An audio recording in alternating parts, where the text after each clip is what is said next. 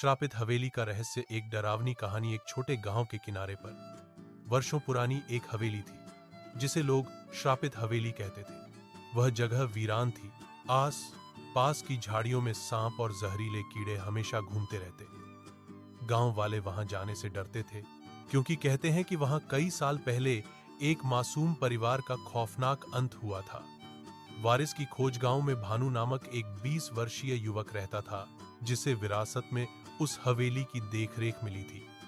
भानु पढ़ाई के लिए शहर जाता था लेकिन छुट्टियों में गांव लौटकर हवेली की सफाई करता।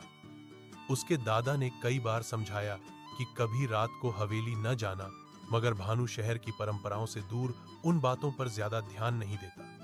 पहली रात का डर। एक बार गर्मियों की रात भानु अपने दोस्त मुकुल के साथ हवेली में रुका। दोनों पुरानी कहानियां सुनते हुए हंसी मजाक करते रहे जब अचानक हवेली का एक दरवाजा जोर से खुला।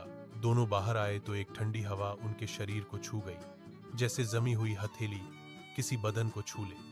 मुकुल ने मजाक में कहा, शायद कोई आत्मा है, अब मजा आएगा। दरवाजे के पीछे से धीमी आवाज आई, यहां से चले जाओ, यह मेरा घर है। दोनों एक पल के लिए सन्न रह गए। मुकुल को लगा कोई मजाक कर रहा है, मगर भानु को अपने दादा की बातें याद आईं।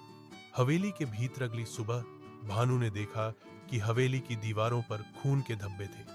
छत से लटकती एक छवि उदास और मार्मिक दिखाई दी। मुकुल को रात का डर सताने लगा, मगर भानु ने जिद कर दावा किया कि सब मन का भ्रम है।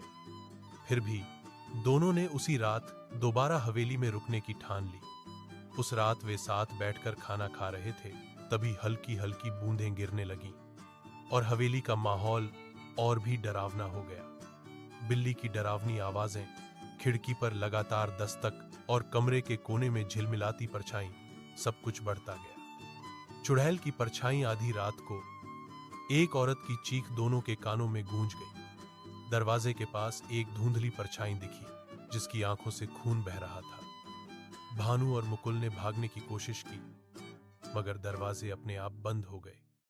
परछाई पास आई और बोली, तुमने मेरे परिवार की शांति भंग की है, अब तुम भी यहीं रहोगे। रहस्य का समाधान। भानु को अपने दादा की दी हुई एक तांत्रिक छन्नी याद आई। उसने हिम्मत जुटाई और मंत्र पढ़ते हुए छन्नी का इस्तेमाल किया। अचानक परछाई चीखती हुई धुआं बन गई और हवेली के बाहर चले गई। दया और छुटकारागली। सुबह हवेली का माहौल पूरी तरह बदल गया। सभी डरावनी परछाइयां गायब थीं। हवेली शांत थी। भानु ने गांव वालों को अपनी जिज्ञासा, साहस और दया की कहानी सुनाई। सबको समझ में आया कि बुरी आत्माएं तभी परेशान करती हैं जब उनके साथ गलत व्यवहार होता है। सबने हवेली की सफाई की, पुजारी ने वहां पूजा की और हवेली का श्राप हमेशा के लिए खत्म हो गया। सिख और संदेश। गांव में उस दिन से एक परंपरा शुरू हुई, कोई भी नई जगह या पुरानी हवेली में बिना अनुमति या दया के नहीं जाता।